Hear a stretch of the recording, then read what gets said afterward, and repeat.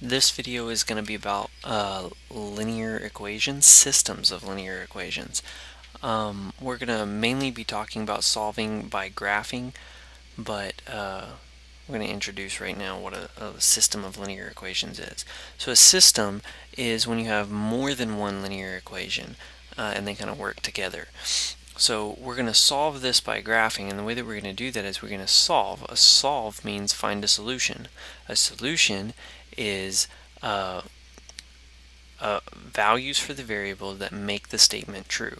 So in this case, we need an XY pair that make not only this equation true, but this equation true also. That would be a solution to this system of equations. So let's find that, and the way we're going to find it is by graphing. We're going to graph this first equation in blue, and we'll graph the next equation in red. So let's graph this first equation. The first equation is in standard form, so the easiest way to graph it is to graph the X and Y intercept. So let's graph the Y-intercept first. Where it crosses the Y-axis is when X is 0. So if we plug in 0 for X, we get 0 plus 2Y equals negative 7, which gives us 2Y equals negative 7, or y is equal to negative 7 over 2, which is negative 3.5. So when x is 0, y is 1, 2, 3.5, negative 3.5 down here. Let's find the other intercept, the y-intercept, the x-intercept.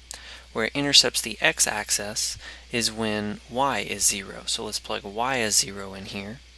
We get x plus 2 times 0 equals negative 7. So x is equal to negative 7.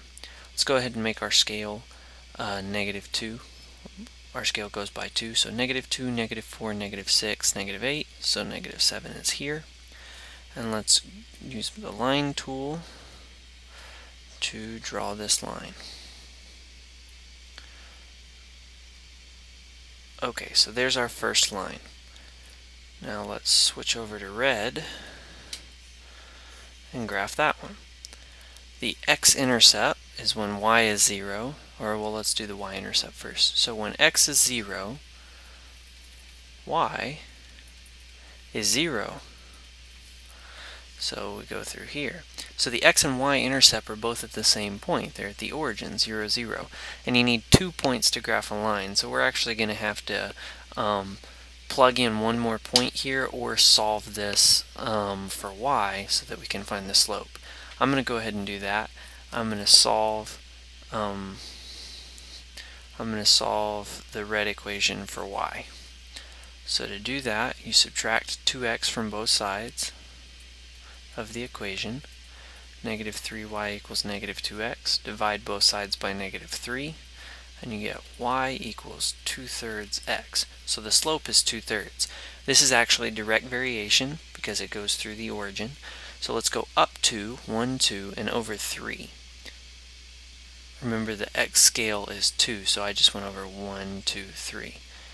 So it goes through these 2 points. And let's go back and get the line tool again, but this time let's make a red line.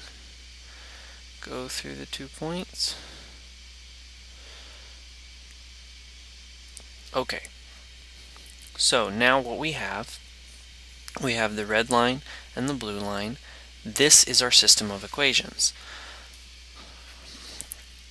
And we want to solve the system of our equations. So all of the points on the red line are solutions to this bottom equation. All of the points on the blue line are solutions to this top equation. The only thing that is a solution to both the top and the bottom equation is the place where they intersect, right here. Okay, so it looks like they intersect about right there. It's probably a little bit off because of the way that I drew my graph, but it looks like it's at negative 3 for x and 1, 2 for y. Negative 2 for y. So I think this is the solution. Let's check and see if that actually is the solution. Let's plug it in. To the first equation, it would be negative 3 plus 2 times negative 2 equals negative 7. To this, let's see if that's true. Negative 3 plus negative 4 is negative 7. It works. So this is a solution to the top equation. Let's see if it's a solution to the bottom equation also. 2 times negative 3 minus 3 times negative 2 equals 0. So I plugged in x and y. 2 times negative 3 is negative 6. Negative 3 times negative 2 is positive 6. And that does in fact equal 0. So this is a solution to both lines, both equations. So this is a solution to this system of equations. Okay, let's do one more. Let's solve this one by graphing. Go ahead and pause it and see if you can get it, and I'm going to show you the solution. Okay, so I hope you got this as your solution. The blue is the graph of the bottom line, the red is the graph of the top line, and we can see that they intersect here at this point 1, 1, 2, 3, at the point 1, 3. Let's see if that's a solution. 2 times 1 plus 3 equals 5. That's 2 plus 3 equals 5. That works. It works for the red. Let's see if it works for the blue. Negative 1 plus 3 equals 2. And that's true. So it works for the blue also. So this is a solution to the system of equations. Okay, now we're going to do a real-world problem.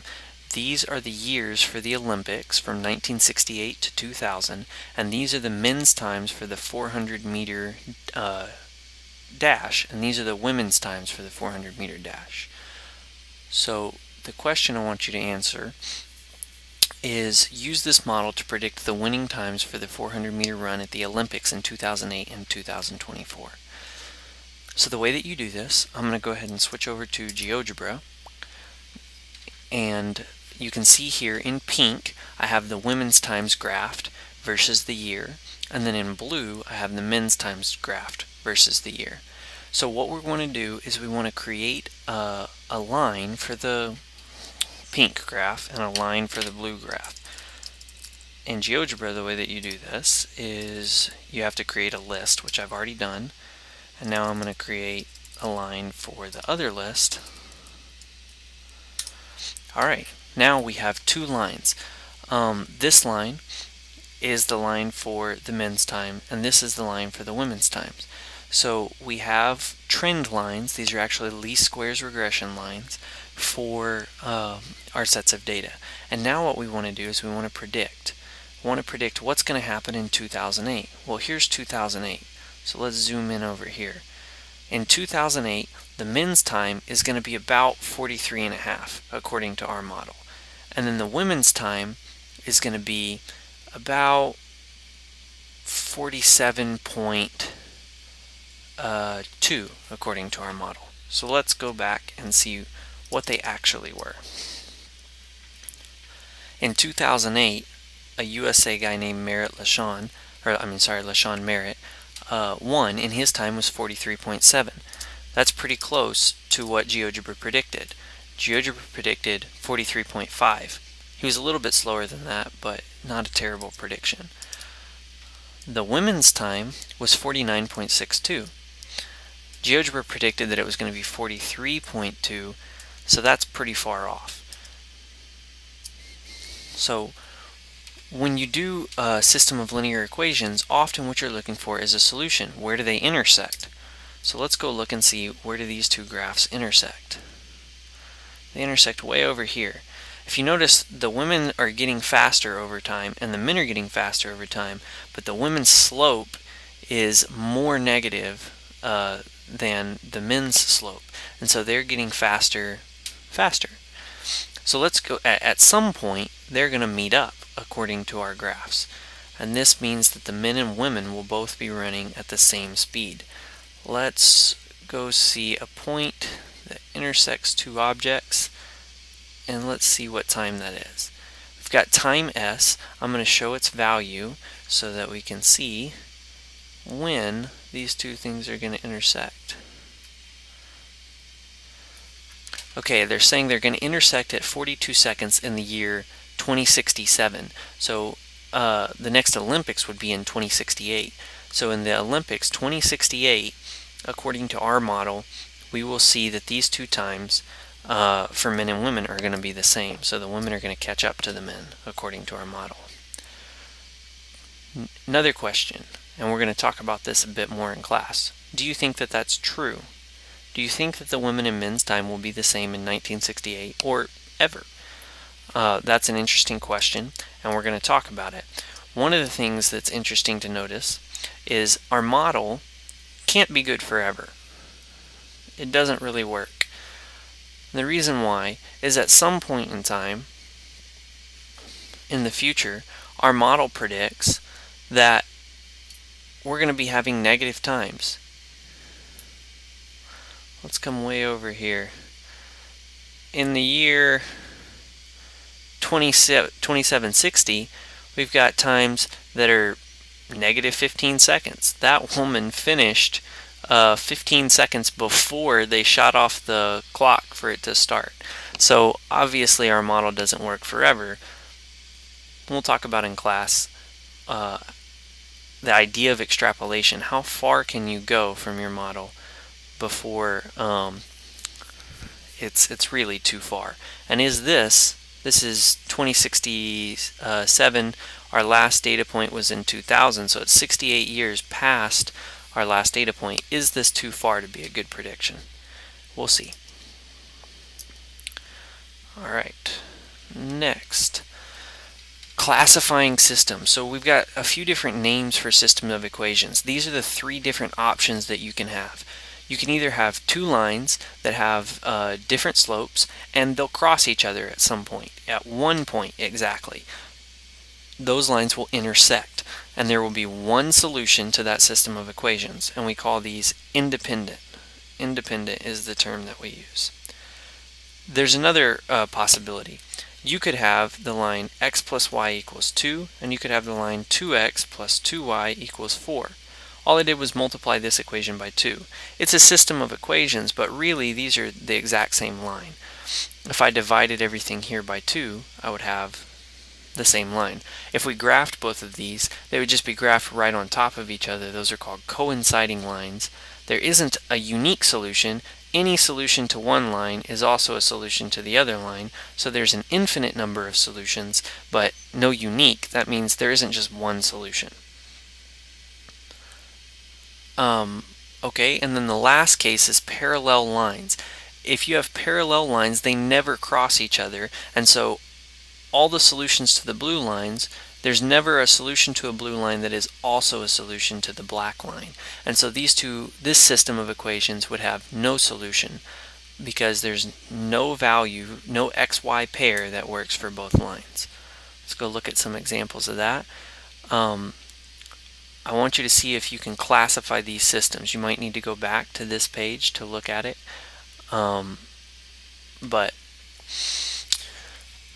So pause the video, see if you can classify it, and I'm going to answer that now. Alright, so when you classify systems, you want to figure out, are these the same line, are they parallel lines, or are they not parallel lines? So I'm going to write these in the same form. The first one's already in slope-intercept form, so I'm going to write the second one in slope-intercept form. By adding 2x to both sides, I'll get y equals 2x plus 1. Okay, so now I replaced this. So now I'm dealing with these two equations. They have the same slope, but they have different y-intercepts. So what that means is one of them is going to go like this, and the other one is going to go like this. They're parallel lines. They're never going to cross each other, so there's no solution that works for both of these. These are called inconsistent. If you come back to this slide, you can see inconsistent means that there's no solution. Alright, then this one, again, we're looking to see, are these the same line? Well, the easiest way to tell if these are the same line is to multiply the top equation by 5, because then we would have the same coefficient for x in both cases. You could get 15x plus 5y equals 25 if I multiplied everything by 5. The bottom equation would be 15x plus 5y equals 2. If the values here are the exact same, you're going to have the same slope. These values are different, so there are different lines. If you have the same slope and they're different lines, then they're parallel. So we have inconsistent again. You could solve this for y in both cases, and then you could see that's another way to see that they're parallel. Go ahead and pause this one and see if you can get it right. Okay, if we wrote if we multiplied this equation by 2, we would get 2y equals 4x plus 6. And this one is negative 4x plus 2y equals 6. I'm going to write them both in standard form. So I'm going to bring this 4x over here by subtracting it on both sides, and it becomes negative 4x plus 2y equals 6. It's the exact same equation. If I were to graph these, it would be graphed one right on top of the other. So this is called dependent.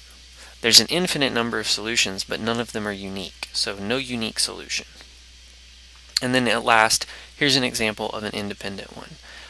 If we solve this for y, we would get negative y equals negative x plus 5, or y equals x minus 5. And then this one would be y equals 2x minus 3. They have different slopes, so if they have different slopes, they are not parallel lines, and they can't be the exact same line, so they're independent, and there's one solution.